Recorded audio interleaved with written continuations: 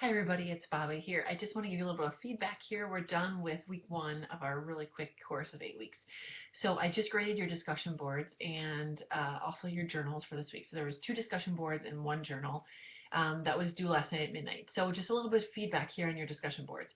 Okay, so in the rubric, which I attached for some of you who had just some concerns about dates, etc., but it's also found in your syllabus and in course information. So for full credit in the learning plans, you need to make sure that you're posting several days throughout the week. Your initial post is in the beginning of the week, and that you're responding to your peers several times throughout the week. This allows for really open an integral part of the discussion board. So the more we're discussing, the more information we're going to learn from each other. It also is similar to class attendance. So if you're only on the discussion board once for 15 minutes, that's not really like attending a course, if that makes sense. So the expectation is that you're going to be on the discussion boards frequently throughout this accelerated course. So any questions with that, you can definitely touch base with me. I think you did an awesome job in the journals, responding to the material that you most connected with. That's what's so great about journaling, is you're able to find something you connect with and then make some personal connections with, which are likely to stick in learning that you've actually kind of synthesized and really engaged with. The other thing I just want to comment a little bit on is the sexual development piece. My history as a clinician has been to work with sexual abuse, both perpetrators and victims of sexual abuse, as well as teaching what is normal sexuality for both teens and adults. So just having a little bit of discussion about that. I know we can often be a little bit squeamish about it, but realizing that talking to our children about sex early on is absolutely critical. And it might not even be sex, it's just body parts, how they function, what's appropriate touch, what's not appropriate touch, etc. So, I have a 3-year-old and a 1-year-old, and that has been a common discussion in our home since my daughter, who is 6, was very little.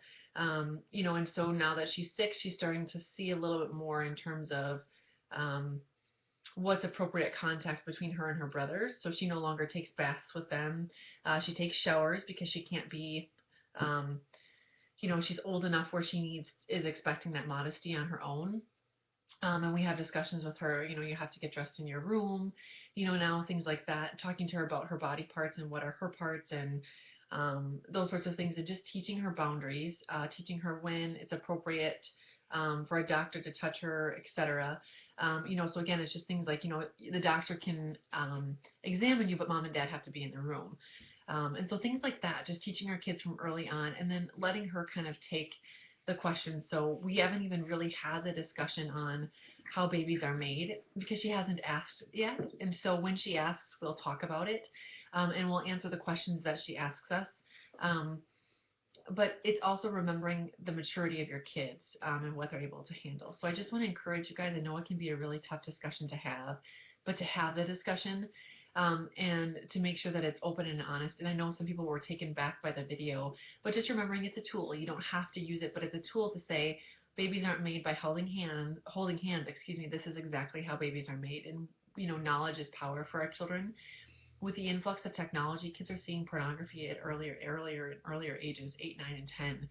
I would rather my daughter understand healthy sexuality in the framework of our family and what's safe and appropriate than have her learn it from other kids or other handheld devices. Purposefully, we've limited technology in our home. We don't have a TV. Excuse me. Our kids at this point aren't allowed on our phones, and they don't have any screen time unless they've earned, which it might even be 3 or 4 weeks before they've earned 20 minutes of some sort of a video on our computer.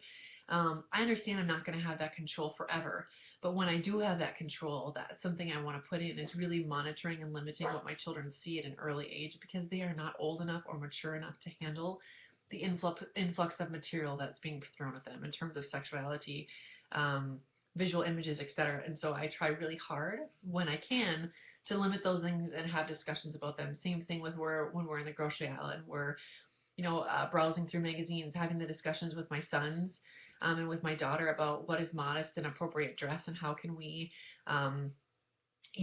use our bodies appropriately, and that we're more than the worth of our physical appearance. So just having those discussions with my kids early on and teaching my boys to respect women from an early age. That's something I started with my son at 2 to just teach him how to be a gentleman, how to honor women and honor his sister and his mom, and how to be respectful. And I think all of those things are all connected. And it's something, again, that we have started to do intentionally at a very young age, realizing that the way things are moving with technology and et cetera is really quick, and things are thrown at them. And so I want them to have a good foundation here at home. So this is all just to encourage you that if you haven't started doing these things, to start doing them, to start having discussions with your kids, with your teenagers, and also to prepare you for the field clinically, realizing that more than likely when you're working with teens, child, and adolescents, it's because there are some sort of challenges and difficulties. So more than likely, you may be a person who's having discussions with them about sex and sexuality and being comfortable with that and sharing with them the knowledge, but also saying, choices have consequences. These are some possible reasons to avoid sexual activity, but this is what it really is, and teaching them the consequences, both good and bad, of engaging in sexual activity and what that means. So again, a sort of a long spiel to say there's not a correct answer, but there is a correct terminology and way to share these things, and then you're allowed as parents and as a clinician, et cetera, to teach the safe constructs of what you believe is appropriate for the maturity of that child. And again, as parents, the ability to add your own morals and values into that, whatever they may be, of what's appropriate and what's not appropriate.